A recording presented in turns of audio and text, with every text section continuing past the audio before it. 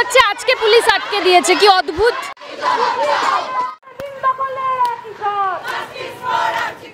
এই যে লড়াইয়ে আমরা নেমেছি, যুদ্ধক্ষেত্রে আমরা নেমেছি, মেয়েরা যখন আজকে রাস্তায় নেমেছে, প্রত্যেকটা মেয়ের বিচার চাই, প্রতিটা মেয়ে বিচার চাই। যে জনগোষ্ঠী আছেন সেই সমস্ত মানুষরা তারা প্রতিদিন এভাবে নির্যাতিত হবেন। এই দেশে নারী স্বাধীনতা বলে কিছু হয় না, এটা হলো আমাদের পিতৃতান্ত্রিক সমাজ। এই সমাজে নারীদের কোনো স্বাধীনতা ছিল না, আর আজকেও নেই।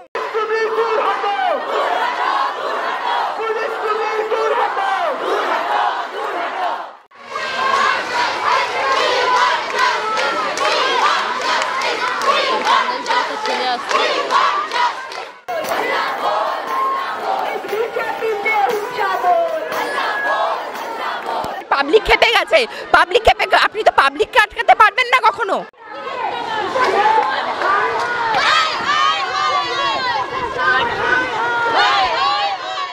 তিলোত্তমার বিচারের দাবিতে চলছে একের পর এক প্রতিবাদ। আর এবার সেই প্রতিবাদী মিছিলে দেখা গেল কলেজ স্কোয়ারের মোড়ে। 17 আগস্ট অর্থাৎ শুক্রবার সেই ভিড় দেখা যায় সেখানে। যে প্রতিবাদের মিছিল চলার কথা ছিল কলেজ স্কোয়ার থেকে আরজি কর পর্যন্ত, কিন্তু একইভাবে সেই মিছিলেও বাঁধ সাধেন পুলিশ কর্তারা। জনগণকে কোনো মতে এগিয়ে যেতে দেবেন না, তাই একেবারে বাহিনী নিয়ে মাঠে নামেন তারা। কিন্তু জনসাধারণকে সামলাবে সেই বুকের পাটা কার আছে? আর যদি জনসাধারণের ভিড়ে সামিল হয় এলজিবিটি কমিউনিটির টিম, তখন কি করবে আমাদের প্রশাসন? তারা তো স্বয়ং ঈশ্বরের আশীর্বাদ। এবার শুধু জনসাধারণ নয়, টলি তারকা থেকে ইউটিউব ইনফ্লুয়েন্সার, এলজিবিটি কমিউনিটি সকলের স্বরূপ তিলোত্তমার এদিনের প্রতিবাদের মিছিল কলেজ স্কোয়ার থেকে আরজি কর পর্যন্ত চলার কথা ছিল, কিন্তু পরবর্তীতে কলেজ স্কোয়ার থেকে শ্যামবাজার পর্যন্ত তাদের প্রতিবাদ চালিয়ে যাওয়ার অনুমতি এলো। চলল র্যালি, সকলের গলায় ফের শোনা গেল বিচার চাই, বিচার চাই। সেই প্রতিবাদে হুঙ্কার শোনা যায় অভিনেত্রী সোহিনী সরকার থেকে উষসী রায়, বাংলার অন্যতম ইনফ্লুয়েন্সার ঝিলাম গুপ্ত সহ উপস্থিত থাকা গোটা এলজিবিটি কমিউনিটির সদস্যদের মধ্যে। সাথে বলা হলো অধিকার দখলের লড়াই জারি থাকবে। আর ঠিক সেই মুহূর্তে প্রতিটি খবর তুলছে আমাদের বাংলাহান টিম। কারোর গলায় শোনা যাচ্ছে পুলিশ তুমি দূর হাঁটো, দূর হাঁটো। আর সেই চিৎকার করছেন কারা? সমাজের তৃতীয় স্তম্ভের ব্যক্তিরা। কারণ কোথাও গিয়ে আজ এই তিলোত্তমার প্রমাণ লোপাট থেকে শুরু করে দুষ্কৃতীদের বারবার প্রশ্রয় দেওয়া সবেরই পিছনে রয়েছে এই পুলিশ প্রশাসন। আর তারই ক্ষোভ উগরে দিয়েছেন এলজিবিটি কমিউনিটির এক সদস্য। কি বললেন তিনি, শোনাবো আপনাদের। হ্যাঁ, পুলিশের তরফ থেকে বাধা দেওয়া হচ্ছে, পুলিশ আজকে যেতে দিচ্ছে না। কারণ হচ্ছে তারা মুখ্যমন্ত্রীর আদেশে তারা মান্য করছে। কারণ হচ্ছে তারা জানে যদি আমরা এখন সবাই পাবলিক খেপে গেছে, পাবলিক খেপে, আপনি তো পাবলিককে আটকাতে পারবেন না কখনো। আজকে একটা মেয়ের মা সে কাঁদছে, চোখে জল ঝরাচ্ছে। আজকে উনি কি বলছেন রাতে বেলা তারা বেরোবে কেন, মেয়েরা কেন বেরোবে? আজকে উনি পার্কস্ট্রিট কাণ্ডে ওই কথা বলেছিলেন। তা আজকে যদি আমার মা হসপিটালে ভর্তি থাকে আমি বেরোবো না? আমি বার হবো কি না আজকে? তাহলে তাই বলে কি আমি সবাইকে খুলে দেবো এসো তোমরা আমাকে রেপ করো? সবাই রেপ করে, এটা ওনার জাস্টিস? উনি একটা মুখ্যমন্ত্রী। শুধু মেয়েরা না, কোনো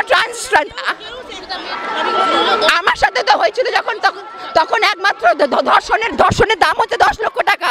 সবাই তাহলে মেয়েরা 10 লক্ষ টাকা পাবেন, কন্যাশ্রী পাবেন, পাবেন। করুন আপনারা খুলে দিন সবাইকে। ধর্ষক হোক ভালো করে, উনি সমাজকে ধর্ষক বানাতে চেষ্টা করছেন।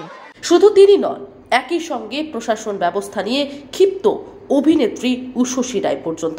তিনি প্রশ্ন তুলেছেন পুলিশি ব্যবস্থা নিয়ে। কি বললেন তিনি, দেখুন। অবধি যাওয়া যাচ্ছে না, পুলিশ যেতে দিচ্ছে না। যেদিন আটকানো উচিত ছিল সেদিন কাউকে আটকানো হলো না। আজকে এরা প্রতিবাদ জানাবে বলে এই যে দেখো শান্তিপূর্ণভাবে মিছিল হচ্ছে, আজকে পুলিশ আটকে দিয়েছে, কি অদ্ভুত। কিচ্ছু বলার নেই, আমাদের আন্দোলনটা চালিয়ে যেতে হবে, থেমে গেলে চলবে না। আমার তো কিছু হয়নি, আমি তো ভালো আছি, বা দুদিনের আন্দোলন করে কি হবে সেইটা করলে হবে না, টাইম লাগবে। কিন্তু আন্দোলন চালিয়ে যেতে হবে, সেটা যে কোনো ফর্মেই হোক না কেন আওয়াজ তুলতে হবে। যেটা এতদিন সবাই চুপ করেছিল, দেখো এতগুলো লোকজনকে দেখছো সবাই রাস্তায় নেমেছে, এটা ঘটনার প্রায় এক সপ্তাহ পরের কথা, তো সবাইকে রাস্তায় নেমে প্রতিবাদ করতে হবে, ঘরের মধ্যে হোক বা ঘরের বাইরে বেরিয়ে হোক। আমিও যতদিন পারবো করে যাব। এটা মিথ্যে কথা বলবো না, আমি এতদিন কাজ করছি, আমার কোনোদিনও আনসেফ মনে হয়নি। হ্যাঁ, রাত্রিবেলা বাইরে বেরোতে বারণ করা হয়, তাড়াতাড়ি বাড়ি ফিরতে হয়, এগুলো আমরা ছোট থেকে শুনে আসছি, কিন্তু আমার কোনোদিনও আনসেফ মনে হয়নি। আগামী দিনে কি হবে আমি জানি না। তাই নয়, বাংলার ইউটিউব ইনফ্লুয়েন্সার ঝিলাম গুপ্ত পর্যন্ত হতবাক পুলিশ নিরাপত্তা দেখে। একটি মেয়ের প্রতিবাদ ঘিরে যে এমন পরিস্থিতি তৈরি করবে বাংলার রক্ষাকর্তারা, তা তিনি ভাবতেই পারেননি।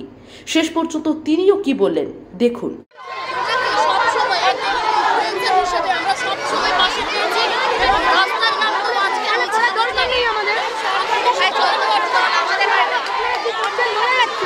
দেখুন, আগে তো বলা হচ্ছিল যে না যেতে, তারপরে আমরা এখানে তাদেরকে অনেকবার বলেছি, ডিসকাশন হয়েছে। আমরা এখন শ্যামবাজারের পথে একটাই চাওয়া, যে জিনিসটা হয়েছে নির্মম জিনিসটা, সেটার যেন একটা ঠিকঠাক সমাধান বেরোয়, ব্যাস। যে জনগোষ্ঠী আছেন সেই সমস্ত মানুষরা তারা প্রতিদিন এভাবে নির্যাতিত হবেন।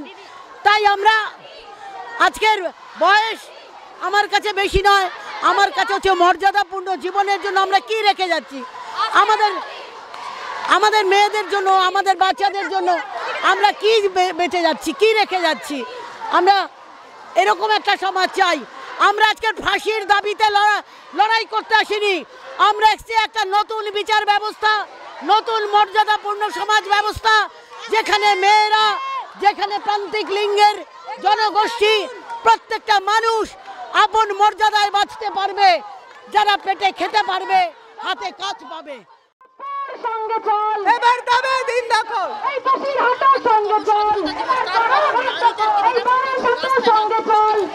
এই দেশে নারী স্বাধীনতা বলে কিছু হয় না। এটা হলো আমাদের পিতৃতান্ত্রিক সমাজ। এই সমাজে নারীদের কোনো স্বাধীনতা ছিল না, আর আজকেও নেই।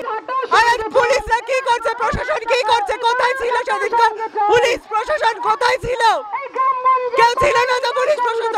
তবে এখন কেন পুলিশ আসছে বাধা দিতে এই আন্দোলনকে? কেন আসছে পুলিশ? পুলিশ সেদিনকার কোথায় ছিল? আমরা জানতে চাই পুলিশ কোথায় ছিল।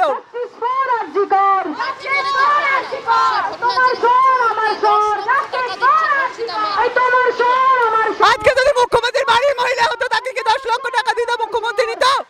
আমার মুখ্যমন্ত্রীর কাছে এটাই প্রশ্ন, আর কোনো প্রশ্ন নেই। আজকে যদি মুখ্যমন্ত্রীর বাড়ির মহিলা হতো, তাহলে কি করতো মুখ্যমন্ত্রী, কি করতো পুলিশ, কি করতো প্রশাসন? আমি সেটাই জানতে চাইছি। পুলিশ প্রশাসন এবং আমাদের মাননীয় মুখ্যমন্ত্রী